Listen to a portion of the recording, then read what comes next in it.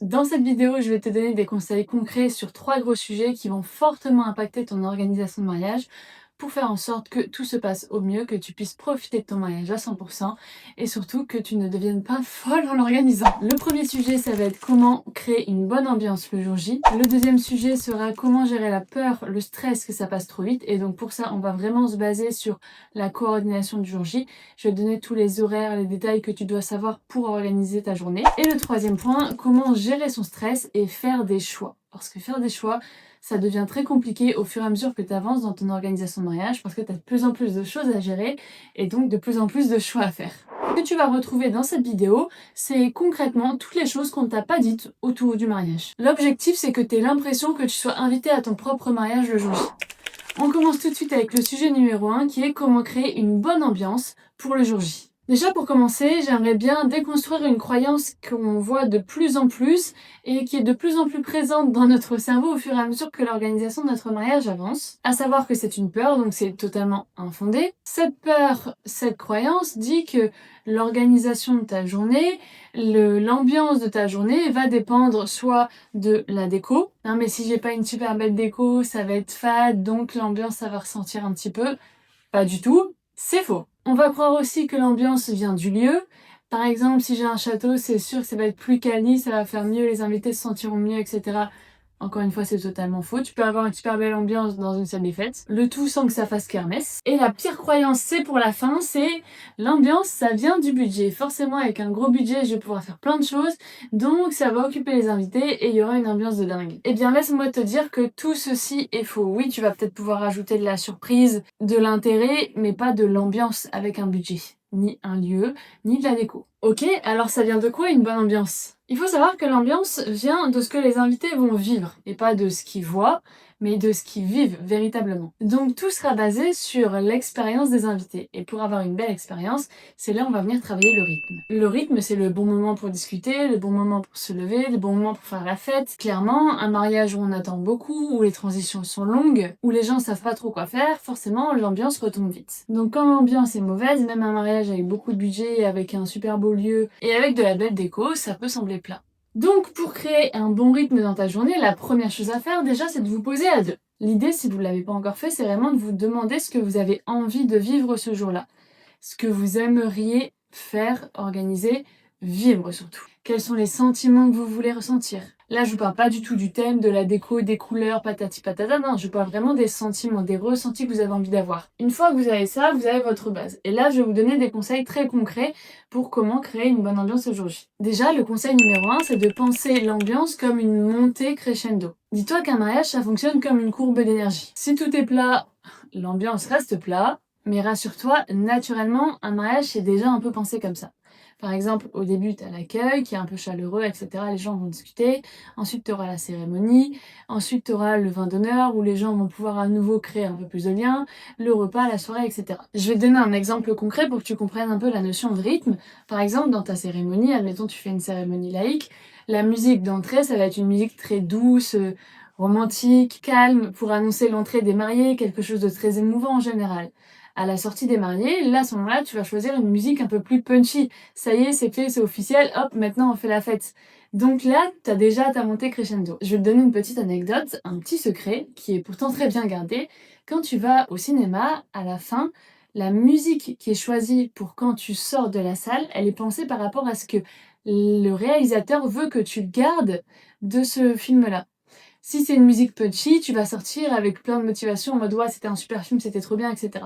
Si c'est un film très romantique, très émouvant, la musique de fin, ça va être quelque chose, ça va être une musique pour te garder dans le même mood. La prochaine fois que tu iras au cinéma, tu penseras à écouter la musique de fin quand tu sors de la séance. Et tu verras qu'elle en dit beaucoup sur la façon dont tu vas te sentir. Dans un mariage, c'est un peu le même principe. Le conseil numéro 2, c'est de faire attention au temps mort. L'objectif, c'est pas de recréer ce down une fois que tu as réussi à faire monter justement l'ambiance. Ça va être vraiment ces moments d'attente qui vont casser l'énergie et l'ambiance. Par exemple, une fois que la cérémonie est terminée, boum, vous êtes sortis, hop, on enchaîne directement avec le cocktail. Faut pas qu'il y ait de trop longs moments de flou entre les deux. Pareil, si c'est trop long entre les plats, Au bout d'un moment, les gens vont commencer à s'ennuyer. Si tu lances ta soirée trop tard, les gens seront déjà en train de s'endormir sur leur chaise parce qu'ils auront bien mangé. L'idée, c'est qu'il faut toujours qu'il se passe quelque chose, que tu penses vraiment à ces transitions. Je te donne un exemple. Quand les gens arrivent pour ta cérémonie, il y aura déjà une musique pour accueillir les gens vont pouvoir s'installer tranquillement, mais c'est pas dans un moment de flou en mode ah je suis le premier, je sais pas trop ce que je dois faire. Ce qui se fait pas mal aussi, c'est un bar de réfléchissement à l'entrée, vraiment à l'accueil. Si c'est par exemple une cérémonie laïque, les gens peuvent venir prendre un verre d'eau, un bar à sirop, peu importe, mais ça permet de avoir un accueil chaleureux. Vous voyez, à ce moment-là, la transition est pensée. Et c'est la même chose quand on arrive au vin d'honneur, il y a déjà de la musique, les serveurs sont déjà là avec les coupes, les gens quand ils arrivent, boum, ils sont pas là en train d'attendre que ça se lance. Le conseil numéro 4, c'est la suite de ce que je viens de dire, c'est attention du coup à l'inverse, ne pas vouloir trop surcharger en disant il faut que je pense à tout, il faut que je pense à tout, il faut que je prévoie encore plus. Oui mais non. S'il y a trop d'animation, trop de jeux, que tu as envie de prévoir trop de choses par peur, bah ça peut faire l'inverse et casser le rythme. Pourquoi? Parce que les gens sont là pour profiter, passer un bon moment, vivre une belle expérience, partager votre amour. Ils sont pas là pour être pressés et avoir le timing super serré et leur dire hop hop hop maintenant faut aller là, faut aller là, faut faire ça, faut faire ça. Eux ne doivent absolument pas le ressentir. Donc oui, vous devez avoir un planning détaillé minute par minute et d'ailleurs on va en parler juste après, mais vos invités ne doivent absolument pas le ressentir. Avoir l'impression d'être poussé toute la journée, pressé, c'est la pire expérience en termes d'invité. Le conseil numéro 5, c'est le rôle des mariés. Il faut savoir que l'énergie est contagieuse. Si vous êtes super méga stressé le jour J, vous paniquez, vos invités vont le ressentir et ça va créer une ambiance, une énergie autour de ça. À l'inverse, si vous êtes détendu, souriant, vous êtes sur la piste, naturellement, les gens vont faire exactement la même chose que vous. Vos invités vont vous suivre. Si vous êtes stressé ou absent, l'énergie baisse. C'est aussi simple que ça. Et mon dernier conseil par rapport à ce premier sujet, c'est le fait que l'ambiance doit vous ressembler. Pour créer la bonne ambiance et réussir à suivre ces conseils, l'objectif c'est de créer une ambiance qui vous correspond. Donc là, vous allez reprendre le petit exercice que je vous ai demandé de faire juste au-dessus, ce que vous avez envie de vivre, de ressembler, de ressentir, et vous basez dessus pour créer votre ambiance. Maintenant, on arrive à la partie 2, qui est la peur que ça passe trop vite. En gros, comment faire en sorte d'avoir l'impression d'être invité à ton propre mariage, et donc pouvoir vraiment kiffer. Et là-dessus, on va venir vraiment se baser sur la coordination. Un bon déroulé, c'est la base de tout. Déjà, ça donne les bonnes informations aux prestataires s'ils n'ont pas l'habitude de bosser ensemble. L'objectif, c'est qu'ils forment une équipe, donc qu'ils sachent qui doit faire quoi, quand, à quel moment. Pour bien comprendre ça, regarde le film La fête est finie. Je crois que c'est l'un de mes meilleurs films mariage et vraiment on comprend exactement tout ce qui se passe derrière un mariage avec l'idée d'équipe, coordination du jour J. Avoir un bon déroulé, ça permet d'avoir une journée fluide où les transitions sont bien pensées, bien réfléchies, bien timées et tout se passe au mieux. Si t'as un bon déroulé, le jour J, t'auras pas besoin d'être dans le contrôle de tout parce que tout aura été organisé en amont. Donc si t'es du style à vouloir tout gérer, écoute ce que je vais te dire à la suite. Bon déjà, l'étape 1 pour comment créer un bon déroulé, c'est par où commencer. Et là, t'as plusieurs possibilités. Je vais t'en donner plusieurs, à toi de choisir. Soit tu fais la cérémonie civile, donc la mairie, le même jour que le reste, à savoir que tu vas partir de cette heure-là vu que ton heure est déjà imposée. Si tu fais la mairie un autre jour, mais que tu as une cérémonie religieuse, pareil, là, l'horaire est imposé, donc tu vas partir de cet horaire-là. Si t'as pas de contrainte du tout de timing parce que c'est une cérémonie laïque et que tu fais ta mairie un autre jour, dans ce cas-là, tu vas partir de ton heure de fin. Donc la fin des prestataires. L'heure de fin des prestataires, en général, les derniers, c'est les serveurs. Enfin, il y a le DJ, mais le DJ, il va jusqu'au bout de la nuit, donc on prend pas ça comme départ. Il reste ceci dit une quatrième option, je vais t'en parler, mais je ne vais pas la dérouler par la suite, c'est de partir de l'heure du coucher de soleil. En fonction de l'été et en fonction de l'hiver, ton vin d'honneur ne sera donc pas à la même heure. Ok, maintenant que tu as choisi de où tu pars, l'idée c'est de ensuite aller vers le haut et vers le bas. Si tu pars du bas, tu fais que remonter au fur et à mesure. Donc ton heure de fin, en général, ça va être une heure, n'importe quoi, ça va être minuit pour le gâteau. Et ensuite, hop, tu vas faire que remonter. L'étape 2, c'est les horaires. Je vais te donner les tranches horaires approximatives pour chaque étape. Moi, je vais te le donner dans le déroulé de la journée, sauf que toi, comme je viens de t'expliquer, tu vas faire l'inverse, tu vas remonter à la place de descendre. Est-ce que tu as compris le principe? Bon, à savoir qu'il y a 5 grandes phases. Il y a la phase préparatif. Il y a la deuxième phase qui est les cérémonies, ensuite on a le vin d'honneur, ensuite on a le repas et ensuite on a la soirée. On va commencer par les préparatifs et je vais déjà commencer avec un premier warning. Attention pour les préparatifs quand tu prévois ton timing, parce que ton photographe et ton vidéaste ne peuvent pas être en même temps au préparatif de la mariée et en même temps au préparatif du marié. Ce qui veut donc dire que tu dois prévoir ces deux préparatifs en décalé si tu veux des images des deux préparatifs. En général, on commence par le marié et on termine par la mariée parce qu'il y a un peu plus de choses à faire. Là, je vais te dire grosso modo les timings. Bien sûr, à chaque fois, revois avec chacun de tes prestataires parce qu'en fonction des prestataires, ils ne fonctionnent pas tous de la même manière. Si je prends la mariée, la coiffure et le make-up, c'est 1 heure chacun, tu peux compter approximativement. Ton enfilage de robe, tu prévois à peu près 30 minutes. Oui, je sais, là tu vas dire, mais 30 minutes pour mettre une robe, c'est énorme. Oui, sauf qu'il y aura ton photographe vidéaste qui va vouloir prendre certains plans. Potentiellement, tu vas peut-être un peu galérer à la mettre parce que tu auras chaud. Il va peut-être te manquer quelque chose. Bref, il faut toujours prévoir plus. D'ailleurs, ça c'est une règle d'or qui vaut pour tout le reste. Prévoir toujours plus de temps dans ton déroulé. Si tu sais que ça te prend 10 minutes, t'en prévois 25. Ensuite, tu fais le toast avec tes copines, bim bam boum, petite photo, reveal, etc. Ensuite, vient les cérémonies. Pour la cérémonie civile, c'est très rapide, c'est entre 10 et 15 minutes, ça dépend de si tu fais un échange de vœux et un échange d'alliance à la mairie, ce qui est pas obligatoire, mais dans tous les cas, tu prévois 30 minutes parce que je viens de le dire, tu prévois toujours plus. Cérémonie laïque, 45 minutes à 1 h 30 grand maximum. L'idée ici est de faire attention à l'attention de tes invités, toujours cette histoire de garder le rythme. Donc si tu as une grande cérémonie laïque, tu vas pas commencer à tout mettre les discours les uns à la suite des autres par exemple, parce qu'à chaque fois c'est long. Et au bout de 1 discours, 2 discours, 3 discours, c'est bien, mais les invités, ils ont envie d'autre chose. Ensuite, tu as la cérémonie religieuse, de 45 minutes à 1 h 30 en fonction de si tu fais une messe ou une bénédiction. Donc là, je te parle pour l'église. Le vin d'honneur, on est entre 1 h 30 et 2 h en fonction de si c'est l'été, si c'est l'hiver, si c'est en intérieur, si c'est en extérieur. À ce moment-là, tu peux aussi placer tes photos de groupe, mais aussi de couple. Tu peux aussi faire ton lancer du bouquet pendant le vin d'honneur, et pareil, si tu as un discours de remerciement pour tes invités, tu peux très bien le faire là, ou alors tu le fais après la soirée, c'est toi qui vois. Ensuite, bim bam boum, petite transition vers l'espace repas. Là, on a l'entrée des mariés. Tu peux prévoir à peu près 15 minutes. Là, tu as plusieurs possibilités. Ça dépend. Est-ce que vous rentrez, tout le monde est assis, donc il y a juste une musique et après vous faites un petit discours de remerciement? Est-ce que vous voulez que tout le monde soit debout, créer une haie d'honneur et quand vous arrivez, hop, tout le monde danse ensemble? Là, on peut mettre jusqu'à 2-3 musiques grand maximum pour vraiment lancer l'ambiance et après, boum, tout le monde va se rasseoir. Là, comme tu peux le voir, tu as plusieurs façons de faire et ça dépend de ce que vous recherchez. Ensuite, on arrive à l'espace repas. Là, pour l'entrée, tu peux prévoir 30 minutes. Le plat, tu prévois 45 minutes. En plus, à ce moment-là, tu peux mettre une animation.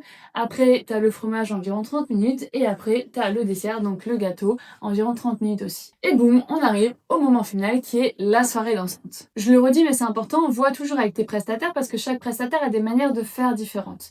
Donc l'idée, c'est de toi de définir ce que tu as envie de faire, la façon dont ça paraît le mieux, mais aussi d'en parler avec tes prestataires. Par exemple, je te prends les photos de couple. Il y a certains photographes qui vont faire juste une séance pendant le vin d'honneur et il y a certains autres photographes qui vont vouloir faire plein de petites mini-séances tout au long de la journée pour capter des lumières différentes et pour être sûr d'avoir la bonne photo. Je le redis, mais ça c'est vraiment très important, prévoir toujours plus de temps que nécessaire. Parce que dans la majorité des mariages, malheureusement, il y a du retard. Sauf que qui dit retard dit heures supplémentaires pour tes prestataires et tu vas devoir les payer.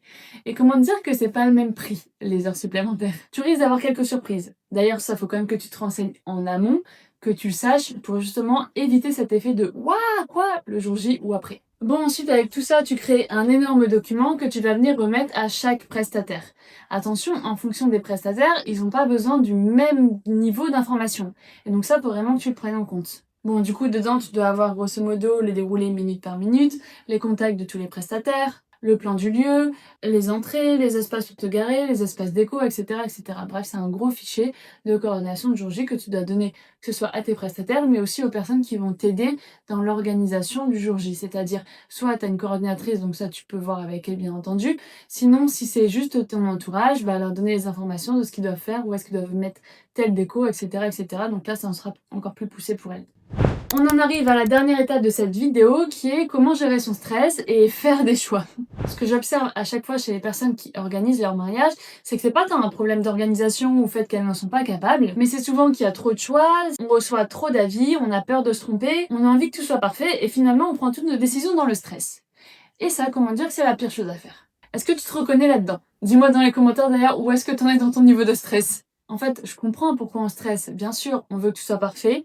Tu commences à avoir tendance à un peu trop écouter les autres, tu sais plus ce que toi tu veux vraiment, donc tu commences à t'y perdre. Le problème c'est qu'à force de vouloir bien faire, on finit par plus savoir quoi faire. Donc là, mon conseil numéro 1, ce sera de revenir à l'essentiel. Revenir à ce que tu avais noté avec ton conjoint, ta conjointe, sur ce que vous aviez envie de vivre le jour J. Qu'est-ce qui compte vraiment pour vous? Qu'est-ce qui peut être vu comme secondaire? C'est quoi vos 3 priorités à vous? Le conseil numéro 2, c'est qu'une fois que tu as fait ça, l'idée c'est d'arrêter de demander les avis des autres. Ou en tout cas, de commencer à les évincer. Si on te le donne alors que tu l'as pas demandé, ne plus les écouter. C'est simple, plus tu demandes d'avis, plus tu te perds.